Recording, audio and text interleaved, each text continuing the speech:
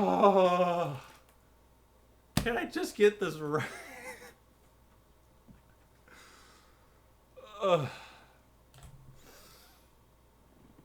So these days, video editing and all these are more ubiquitous than the varieties of citrus fruit at the grocery store. Well, with Premiere Pro, Final Cut, even Movie Maker are all viable options these days, or in past days rather, to make videos in. But there are people out there who are trying to capitalize on this kind of vibe that Movie Maker may have brought back, or lack thereof.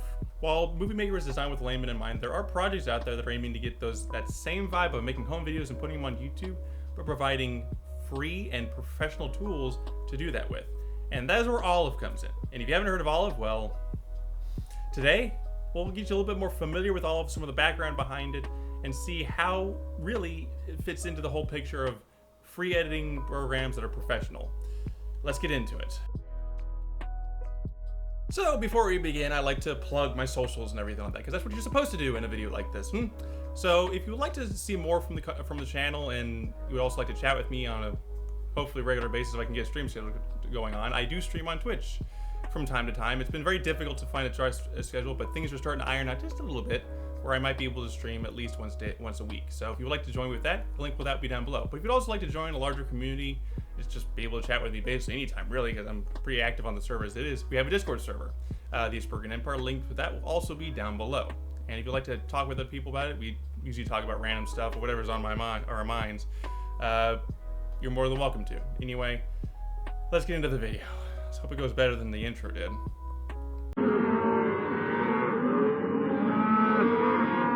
So, the backgrounds and beginnings of Olive. So what is Olive? Well, Olive is the result of a lack of free alternatives to Premiere Pro that offer some of the similar tools. While entities like DaVinci Resolve get close, they are more akin to more like Final Cut Pro than they are to Premiere Pro. So that really doesn't work out in that respect. Now, the person who created Olive is YouTuber It's Matt KC, and it is his first major project that was supposed to take on the level that Olive wants to take on. It's a weird way of saying it, but we'll move with it. Olive is 0.1 and at its core is very basic. It's a very linear workflow and a very linear engine that gets you from point A to point B. 0.2, however, is a complete rewrite from the ground up that addresses many of Olive 0.1's shortcomings, but adding new features that really I've never seen in a video editor before. And I'll go over a little bit about these new features in a bit, but I want you to know that Olive is an alpha program. It's not a final release. It is not fully featured. So everything I say right now in this video should be taken with a little bit of a grain of salt, because any of this could change literally at any moment, because it is not a complete program and it should be treated as such. Anyway, the goal of 0.2 is to offer cutting edge features that really haven't ever been featured in a video editing software that's currently on the market or ever has been on the market. And I'll go into deeper detail about what those are in a second, but one of the biggest things that it offers is cross-platform compatibility. So it's available on Mac, Windows, and Linux. In fact, the amount of distributions you can get Olive on is tremendous, because for one thing, it's on Ubuntu apt, so you can actually get it through Ubuntu very easily through the command line. It's available on Snapcraft, so that opens up the door to many different distributions you can get it on. It's available on the AUR, the Arch user repository. So if you're on an Arch-based distro like Manjaro or just Arch itself, you have access to that. It's also available on FlatHub. It should be also mentioned that on Snapcraft, FlatHub, and the AUR are all community moderated. So if you were to get 0.1 on, say, Snapcraft, you will be having an older version of the 0.1 alpha, whereas if you get it on FlatHub or Ubuntu apt, you'll get a more up-to-date version of it. More specifically, 0.2 in the case of apt, and 0.1 is as the latest November 2019, or 2020 rather, or 2019, was it 2019? I think it was, anyway. The latest version of 0.1 as it stands right now. So to be careful where you're going to get 0.1 from, because depending on where you get it from, it'll be a little different. Just wanted to mention that. So what are the differences between 0.1 and 0.2? Well, the main difference between both of them is that they're essentially completely different programs. 0.1, as mentioned before, has a very linear workflow where it's just, you have your footage, you have some controls, and then you have your timeline. You just put everything together like that. It's very simple. It works. Actually works better than what Matt even makes it out to be honest. But 0.2, again, is a very completely different program. It is a complete rewrite from the ground up to basically address both not only design issues with 0.1, but to add features that have never been implemented, as mentioned before, in anything else and to improve things that were not in 0.1, if I can say it right. Now, I'll go over just some of the more major features of 0.2 here. For one thing, it has a disk cache. Have you ever seen that in Premiere Pro? Well, maybe. You can add dead cache the timeline in Premiere Pro, but I think the one in Olive really kicks its ass when it comes to that, because even on a basic SSD, NVMe, Gen 4, Gen 3, doesn't matter. Once you got footage on timeline, it gets to work and it caches it can cache 10 seconds ahead in 3 seconds. And the benefit of having this cache in a video editor such as Olive is that basically you don't rely so heavily on the CPU or GPU to decode the footage as you move through it. So seeking and scrubbing through timelines is way faster in Olive than it would be in Premiere Pro or Final Cut. Even if Final Cut is a Mac-only program, and it is one of the biggest selling points of Final Cut is that you get that tight integration with Mac OS. On Olive, especially on Linux, which is where its main focus is, it's astounding how fast the disk cache is on it. You can also tell Olive in the settings how far you want it to cache ahead, or how much space it's able to take up on your disk to store the cached frames. Now, there are some bugs currently right now where frames do not cache, and that is fine. Again, this is still an alpha program, so you should be well aware of all the bugs that it could potentially have. Either way, the second major implementation of 0.2 is OpenColor.io for end-to-end color management. Now, 0.1 did have some pretty basic color management tools, but it did not offer anything specifically robust as OpenColor.io will provide. Now, if you're not familiar with OpenColor.io, it's an API, or basically a project spearheaded by Pixar, that is open source, that allows for end-to-end color management in any basically kind of software. It would either be like NLEs or 3D management software like Blender, or whether it be things like Photoshop or even Krita. I push Krita pretty hard. So using OpenColor.io, you get much more tools available to you to color grade, and then get the video, the footage you have looking the way you need it to be. And I really like that because, again, 0.1 had a very basic rudimentary way of managing color. You couldn't change color spaces, which is a disappointment. You couldn't really get any finite control over the color wheels and stuff like that, because it didn't have color wheels, it just had sliders. So adding OpenColor.io really adds and fixes a big issue with 0.1 when it comes to color management. But we get to the biggest parts of why I love 0.2 and why it is very powerful, and that is node compositing. Now, if you're not familiar with nodes, they're basically a form of visual programming that allows you to take an input, do things along the way, and then output something. And nodes are complicated. There is a learning curve to them, but when you get used to them and you know what you're doing with them, holy crap, you have an incredible tool on your hand. And Olive places extreme heavy emphasis on node compositing. In fact, everything you do in Olive is going to be connected to some sort of node, whether it be color grading, sound design, video effects, everything. It is connected in some capacity to a node.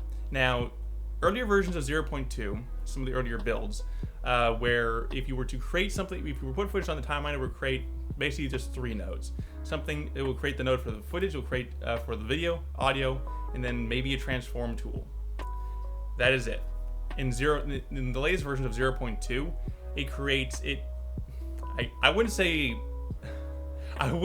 it simplifies things. In fact, it more complicates things. That when you put things on the timeline, it auto creates all the nodes you would need for basic tools. So for transform, color grading, if you need it to be, sound design, pretty much everything. Transform, basically everything that you would need, on a basic level, is provided to you. And nodes, like I said, are complicated. They're not easy to get a grasp on initially. But the fact that Olive places a heavy emphasis on nodes to begin with means that you can do things now that you wouldn't be able to for a similar program at this current state of development. So basically, according to Matt in general, before I get into anything else, is that The nodes make sense from not only a code standpoint, from a user standpoint, because on the one hand, he's able to keep the code of the program simpler and cleaner, pretty much drumming down on the bloat of the program, because the program is up nearly a gig right now at alpha 0.2, so that's kind of a big program. And second, it makes it more plausible and more ethical. Is that a word? Ethical. The efficacy of the program for a user is much more better too, because they have much more granular control over how the program is rendered, or the video is rendered rather, and how it goes about it. In the end, Matt goes on to say that you really don't need to wait for him to implement something. We can just create it with nodes to begin with. And there's not a ton of nodes available to you. Once I think the Gmic integration is available towards it, we'll be able to create a lot of more nodes, because there have been rumors I've been hearing around that there's going to be Gmic integration. If you watched my first video on Krita, you'll know that I love Gmic. So waiting for that to be implemented is excruciating, but we'll have to work with it. Either way, how does Olive fit into the picture here? Well, it's a little more complicated, because Olive is not the kind of program that is aimed at normal people. It is aimed at content creators. It is not aimed at big industries like movie studios and TV studios and stuff like that. It's aimed at content creators and influencers. So that's basically how it's being marketed as. Cutting edge features like conducive node editing and then open color IO and even disk caches are not going to be on Adobe's or even Apple's mind when they're making their own editors. So this kind of level of efficiency is much more important for a content creator than it is for a movie studio. Like, movie studios can get by with what they have is because they're using computers that are literally several $100,000, if not millions. They got server farms, they got big workstations in their offices. Like, they've got computers that will mitigate the shortcomings and efficiency of like Premiere Pro or Final Cut without needing that disk cache. But for content creators who are working on a sort of budget than these big studios are, having things like disk caches and nodes help a lot, because that cuts down on the time it takes to work through videos. This is kind of this whole focus on these kinds of features gives Olive an upper hand in a market that Adobe, Apple, or even Magic are not even they don't seem willing to touch with a 10-foot barge pole. In fact, a few years ago, Adobe even held a poll on their forum where they were asked, like, hey, how do you feel about porting the Creative Suite to Linux? And people responded saying, like, yeah, we would love it. We would love a version of it on Linux. And lots of people said that. I looked through the forum a few years ago when they first did it. There were a lot of responses for people who want to have Creative Cloud on Linux, but Adobe refused.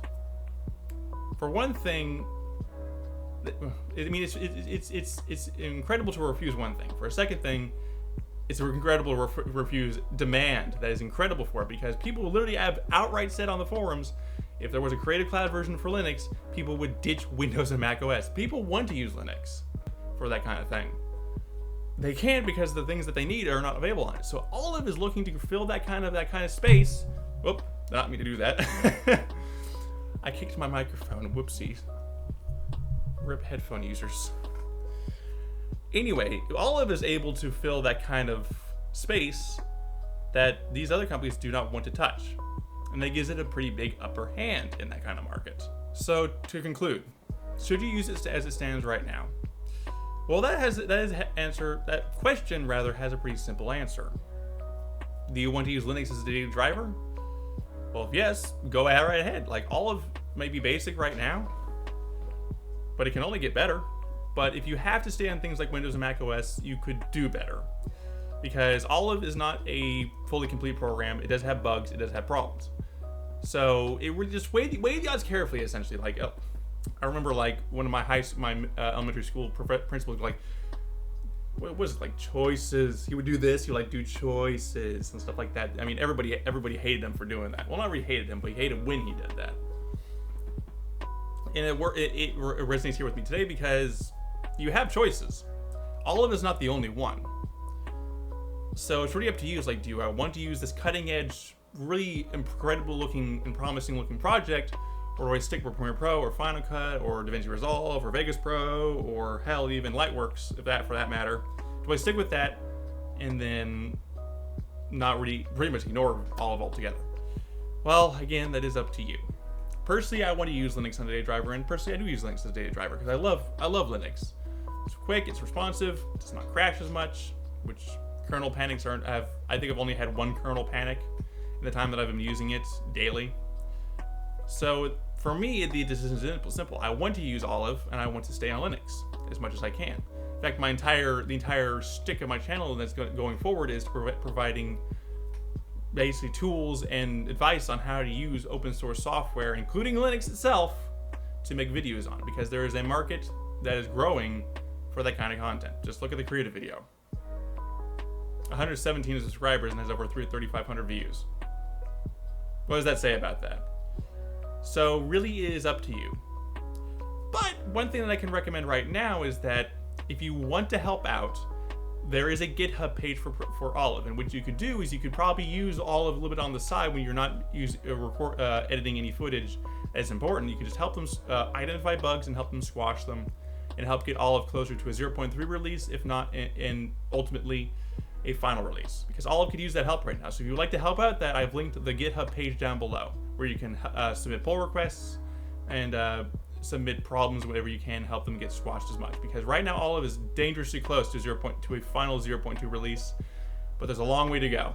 So if you can help with that, that would be fantastic. Again, the link will be down below. Either way, again, it's your decision.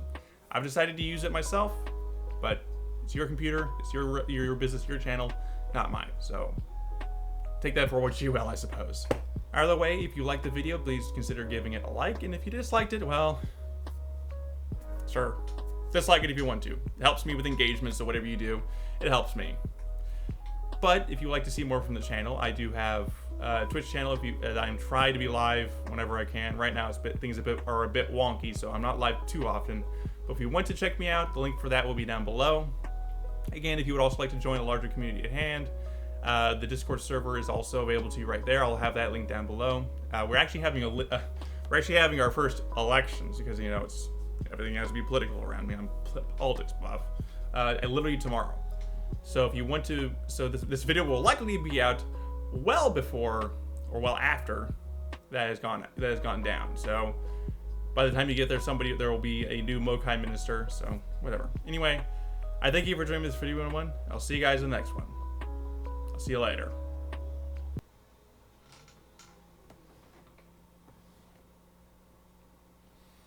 I somehow did that entire video with only a few slip-ups. That intro sucked. That intro sucked. That intro sucked. In a world where